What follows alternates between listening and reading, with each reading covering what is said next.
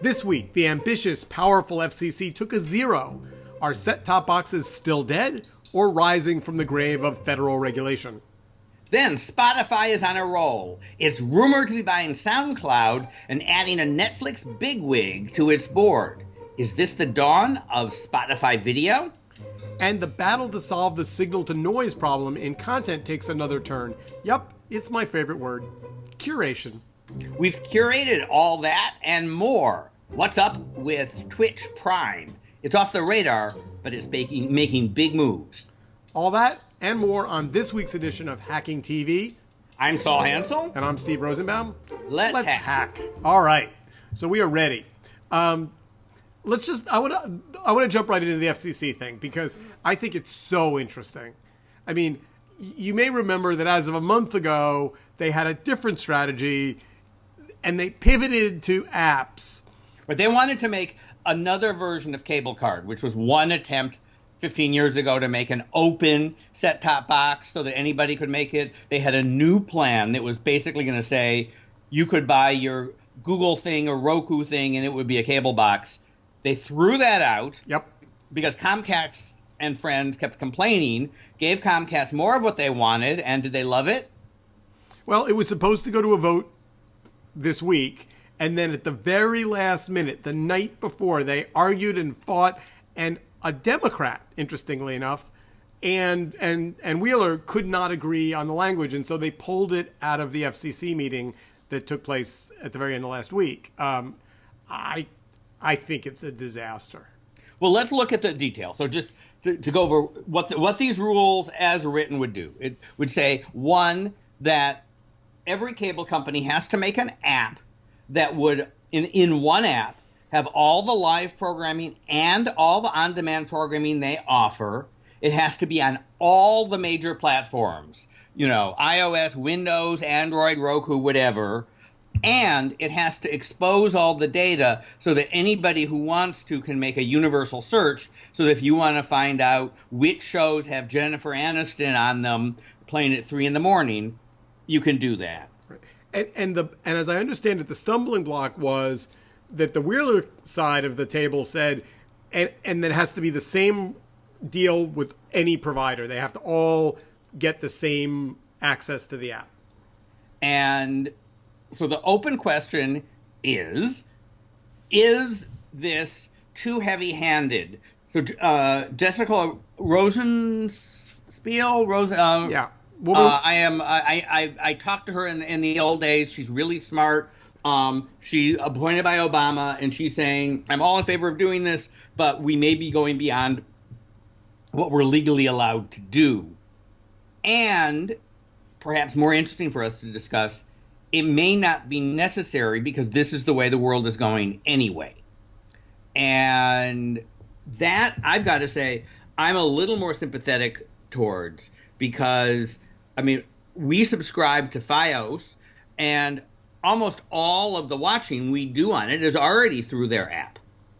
So I'm not entirely sure why the FCC needs to come and help me. So to me, the thing that's interesting is, Wheeler tried to paint a smiley face on it. He said, we're going to re-engage it in a month. But when you look at the ticking time bomb that is the election that's on the horizon, it seems to me that this was his last opportunity to be the all-powerful FCC chairman, because as of, the 8th of November, either way, you're going to have a Hillary Clinton, you've got people lobbying Hillary Clinton for control of the FCC, or you've got people, God forbid, lobbying Donald Trump for control of the FCC. But either way, the Obama administration's control of the FCC, effectively ends on the 8th of November. You don't think that in the sort of lame duck session in the November or December meeting that they would go through with this sort of thing? Wouldn't that be, if this was your last 3 months in office, wouldn't you want to ram through the thing you've been working on for a year or two? Perhaps, but if I were the cable industry, let's presume for a moment I'm the cable industry, I would say, you know what? I don't like being told what to do by the federal government, and either way, I'm going to there's going to be a new group of people to generously share my lobbying dollars with. I would use every possible muscle I had to make this not happen. Right, but clear. I mean, and I think they have, is what I'm saying. All right. Well, we will see. It's an interesting question. Does Jessica? I mean, Wheeler already was the top lobbyist for the cable business. So does he? What more does he want to do in his next incarnation? But let's talk about the business for a second, because I'm not sure that either a set-top box or an app from the cable company is actually going to be very important, right? If you wanted to watch CNN and you've paid for access to all of CNN's content, wouldn't you rather watch the CNN app, which presumably knows even more about the content and can arrange it and add features that are relevant? I mean, if you were going to watch HBO, right, you want to watch the HBO Go or Now app. Why in this world do we need anything other than the app from the people who made the programming? So I think, I've talked about this before, but I'll share a little bit of personal user data. I mean, I find that whatever that impulse that made me want to be a channel changer, what else is on, I'll jump up and down the dial, has been amplified exponentially by the fact that I now have an iPad where I can be watching a movie and reading Facebook or reading my email and switching between all three. And I think the idea that people want to have a single app experience, I'm going to watch CNN when I really want to watch a bunch of things and flip around and see how other people are covering it and jump around. I think apps, to me, apps feel like an old model. I want to watch a channel and I want to focus on a channel. And you don't think that the ability to switch between apps, I mean, when you're on your iPad, which, unless you have a fancy new one, is still basically showing you one app at a time, I have a fancy new one. You have a fancy new one, so you can have two at a time. Yep. Right? But if you think about Facebook and what it's trained people to do, you're scrolling, you're looking, you're clicking, you're watching bits of things. It's the ultimate kind of grazer experience. There's no deep dive on Facebook. And that, if you're looking for a clip experience, great. If you're looking, for that channel surfing experience, which I can't stand. Now, I just have to confess, I like to watch things from the beginning. And even fresh stuff. And so this is sort of my debate with the universe on this, which is, if I want to go switch to the cooking channel, I want the cooking channel to start at the beginning of a show so I can see them start the recipe. You're a VOD guy. I think that there's, this was my business. I was trying to build a hybrid. I want it to be up to date. I don't want to flip to, if currency matters, if it's sports or news, but I want it to be the beginning of the sentence, or the beginning of the segment. And I may be pickier. There is something to be said for the randomness, or we're used to the randomness of starting in the middle. But guess what? YouTube never starts in the middle. You bounce all around YouTube, and you watch something from the beginning till the moment you get bored. Then you watch the next thing from the beginning to the moment you get bored. And nobody's saying, ooh, I need a feature so that I'm going to come into this other YouTube video halfway through. It's just not a feature any of the zillion people who watch YouTube want. To me, the thing that was interesting about the cable box debate was the amount of money that the cable industry was making by charging that rental fee every year on top of your cable fee every year. And essentially having that go away was going to be a big number. And it's worth pointing out that this is taking away this revenue at the moment that it was turning into real revenue for them, because for years and years, they spent $600 on those boxes, and yes, they charge you money for them, but it was actually a pain in the ass. And if you had said to them several years ago, would you like to get rid of all of this stuff off of your balance sheet, they would have been inclined. There were some control issues that were good for them, but financially it was not necessarily good for them. But losing that box, why it was so interesting and why I think they fought relentlessly hard in all kinds of ways to not lose it, is when you turned that box on, you were their customer.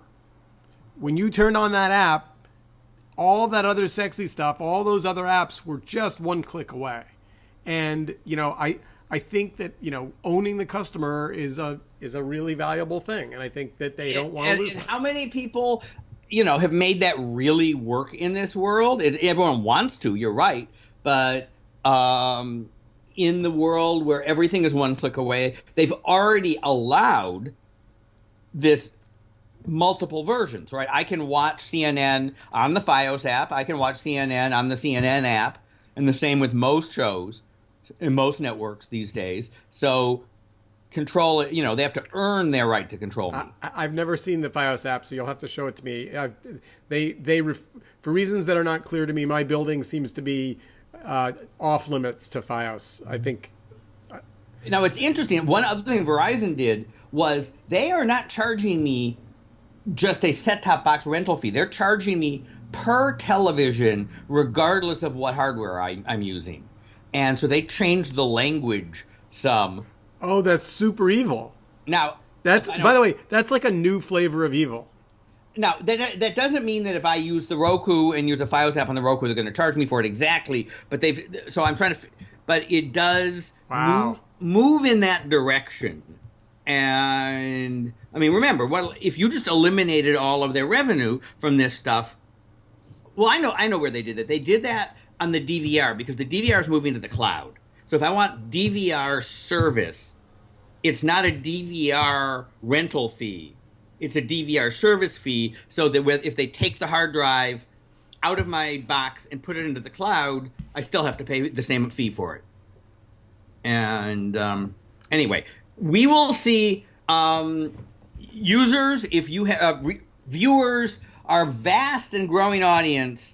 If you have an opinion, do you care whether you have a box, an app from Comcast, or an app from the network? Tweet to us at HackingTV and tell us what your choice is, or write to us at hackers@hackingtv.news, or just tell the world by way of your favorite podcast supplier like iTunes what a wonderful 5-star podcast that we have, because we raise such interesting questions. Which brings us, speaking of the cloud, to SoundCloud. Yes. The home of the independent everybody with something to say or music to play. So there's all kinds of SoundCloud, Spotify news this week.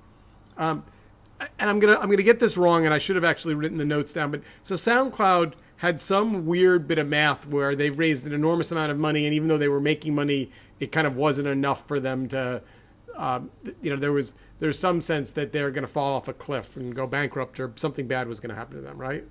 Well, there's a question of what are they, right? They have two sort of groups of people who love them. They're the place for indie bands these days to publish their music, and they've got a lot of them. And they are the place for podcast publishers like us to publish things. And they have some nice technology that allows for embeds of both music and podcasts. But they tried to monetize this, or they were trying to, with a medium-priced, indie-oriented music service. And the labels wouldn't let them and said, you have to offer $10 a month clone of Spotify and Apple Music, which they ended up doing, but it undercut their ability to differentiate their brand and be something other than a distant fourth in the same old stuff music business. But what's interesting is nobody is saying that SoundCloud being acquired by Spotify is bad. There seems to be a drumbeat of goodness. They're both European. They're both not Apple. They're both, right. I mean, Spotify is the biggest company in its little market, but since it's not Apple, it has a little bit of a anti-establishment flavor to it. And so it would be a consolidation of the European, not Apple sector of the music business. So Fast Company wrote a kind of a love letter about the transaction. And, I have it up on the screen, but I'll just give you a couple of quick hits. They said that some of the things that would be immediate gains for Spotify for buying SoundCloud would be, one, eliminating a competitor. So that it would give Spotify tons of new content and millions of new listeners. But while the bigger numbers look good on an IPO filing, these numbers come with a few caveats. One thing, Spotify and SoundCloud measure audiences differently. SoundCloud's 175 million monthly listeners is not a comparable metric to registered users and paying subscribers. Well, that makes sense, right? But still, 175 million is a big number. The other thing is, right, if I'm Spotify, how am I going to compete long-term with Apple? Not by being more establishment, not by having tighter relations and doing exactly what the labels want. Remember, Apple just hired Lior Cohen, the former head of, was it Warner Brothers or Sony, to run their music. Apple is, as much as the labels sort of hate them, is the establishment arm. So the hill for Spotify to own is, yeah, we have all that music, but we're much deeper into the indies. We are, Netflix plus YouTube. We have all the bubbling up stuff for good and bad, and that would be a way to distinguish it. It's good branding. It's real differentiation, because Apple is just essentially allergic to user-generated content. So let's talk about Spotify and video for a second. There's been a bunch of announcements. They've kicked the tires. They have all kinds of things going on. But to my knowledge, and I was a user and I'm not a regular user at the moment, I haven't seen them making big plays in the video space that have actually resulted in video audiences at scale. Video is complicated because they can't take their eye off of the ball and divert themselves to music. Music's a big market. They, what is it? They have 40 million subscribers, but Apple's up to 17 million subscribers, and Apple is a gazillion times bigger and richer and is putting hardware in, a billion people's pockets. So that they can't do what Snapchat's doing and saying, never mind what we started with, we're going to go do completely different things. But there are video extensions, right? Clearly, music videos are a small but potent thing. And the podcast business, which they get with SoundCloud, as we show, and lots of people do, has an interesting video side to it. So they can make a distinctive video play without having to be the same as everybody else. And then there's this new board member. Our favorite guy in all of hacking TV. Indeed.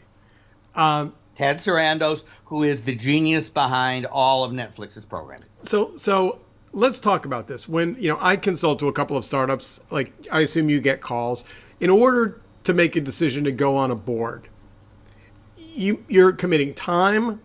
You're like how does that work? Does he have to go to Reed Hastings and say, hey, Reed, I'm thinking about getting on the Spotify board? Or does he just, Of course he does. But remember, here's a company that's well-financed, that has real revenue, and is about to go public. So if he gets a big chunk of stock at a pre-IPO price, that's assuming it doesn't blow up. I mean, there's some risk, but it has a potential for a nice payday. And, guess what? What does Spotify and Netflix have in common? Not video, but they both aren't Apple. So the anti-Apple axis, hangs with itself. So the Recode piece that says Spotify wants to make a splash in video, kind of like Netflix. Like, what does that mean? Like they want to be the music video version of Netflix? Like what does he get from having Ted Sarandos at the board table? It's an interesting question. He can make really strange, professional videos like Apple is doing with their random music people, the app reality show and all of that. But it's not so clear that that's going to get him anything. If they were stable, right, they could think like Viacom. What do we want to program? Maybe they do the next millennia's Jersey Shore. I don't know. So again, reading from the Recode reporting, it says Sarandos' appointment comes more than a year after Spotify announced it was going to start streaming video from its mobile apps, and more than 6 months after Spotify started showing clips primarily from TV networks like Viacom's Comedy Central. News to me. I mean, I guess that's right. Everybody can show clips, but that's, so what? It's like giving you weather forecasts. Everybody gives you weather forecasts, and you know that doesn't really give anybody an advantage. I'll say it again.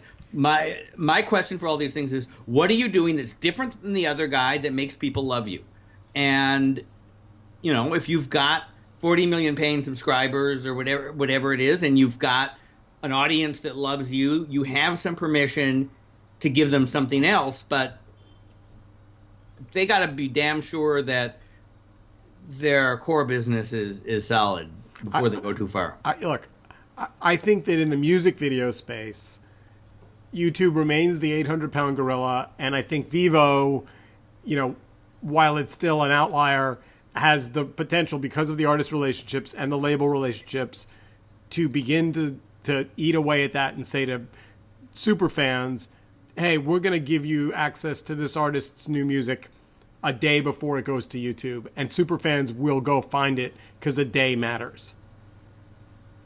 In certain cases, absolutely. But being a distributor of stuff that is available free everywhere is not a business. Being there's nothing wrong with throwing a little bit of that up as a service, but if you're saying what is going to give us a significant, business line that will make a difference in a profitable company, you have to have something that is unique and different and wanted. And so one of the things that is a theme on this podcast, and we talk about a lot, is just the signal to noise problem, the volume of noise. And when I read that Periscope was adding curated channels, I've got to admit my first reaction was like, shit, I thought Periscope was dead. I mean, Periscope's it's still a thing? And is it still a thing, or is this a move from the grave? Well, so Periscope is owned by Twitter, right? Right. And Twitter's doing video. Okay. And they're doing live video. So I'm not exactly sure. I guess I just didn't exactly see where Periscope fit into the world. I mean, and what have you figured out by looking at curated channels? I like the word curated a lot. That makes me happy. I like that they think that that's a solution, but I'm not sure I know the answer to that. I mean, if there is still a community, and it's got to be millions of people who use the Periscope app and service for some particular things, it either could be a way of re-engaging them and building growth, or it could be a milking strategy, a cheap Snapchat, throw some things with TV ads on them or with video commercials on this dying thing and make a buck or two on its way to the grave. Yeah, no, I don't think you make announcements that are, I think they believe, I mean, look. Oh, there's no correlation between announcements and significance.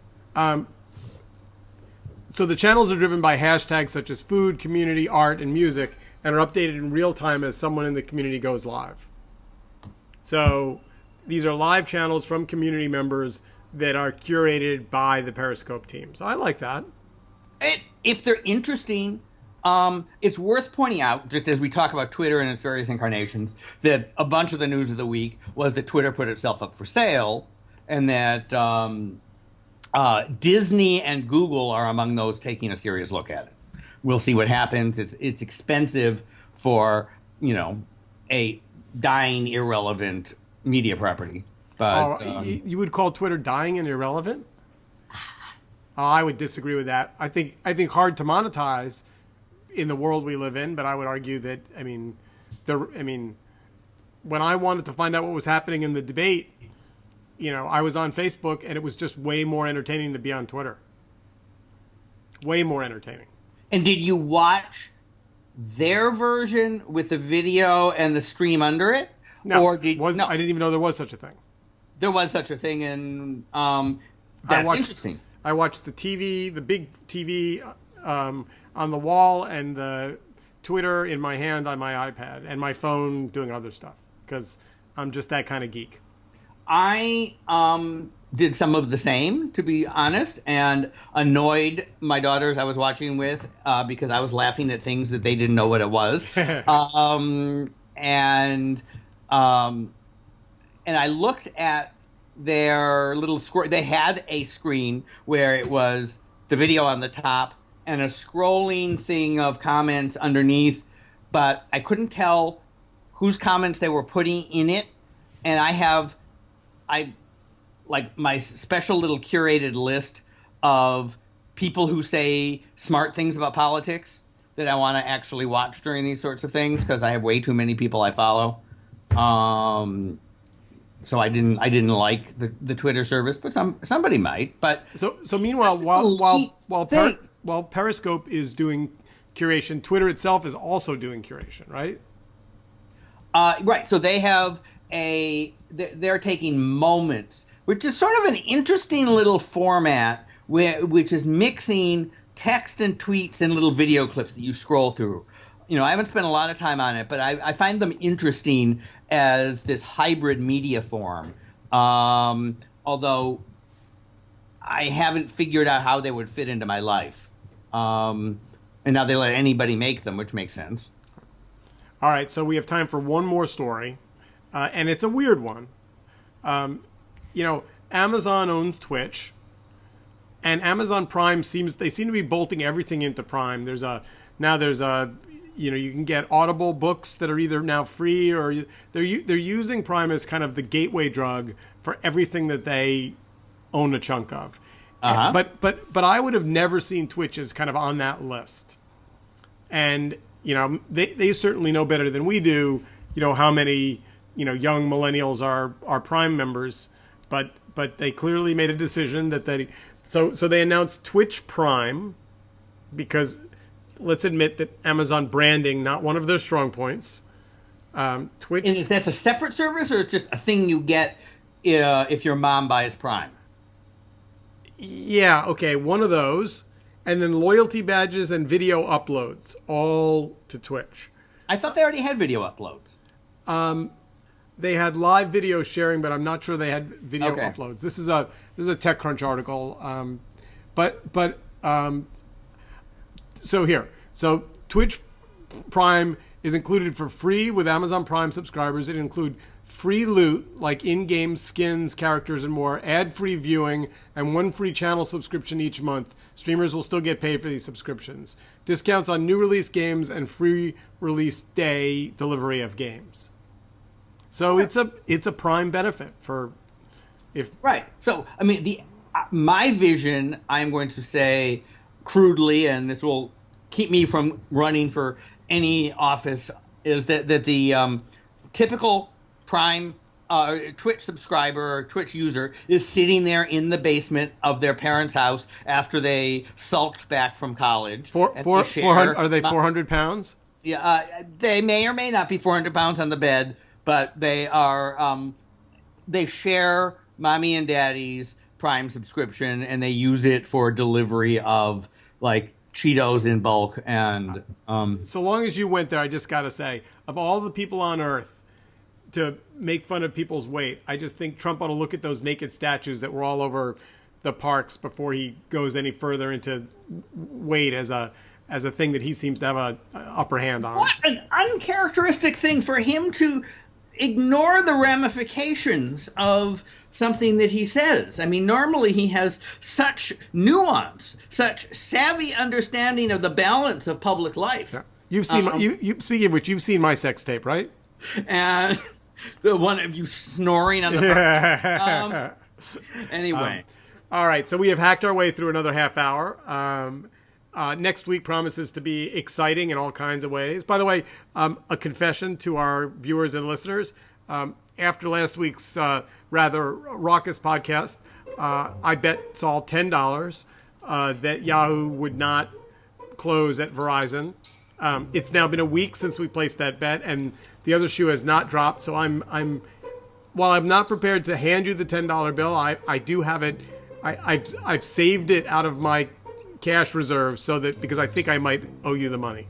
I think if that was going to happen, the moment for that probably was last week. So I am earmarking my November Netflix bill for that $10. So, all right. Well, we'll all right. and we will be back next week with another fabulous edition of Hacking TV. Till then, Keep on hacking. Keep on hacking.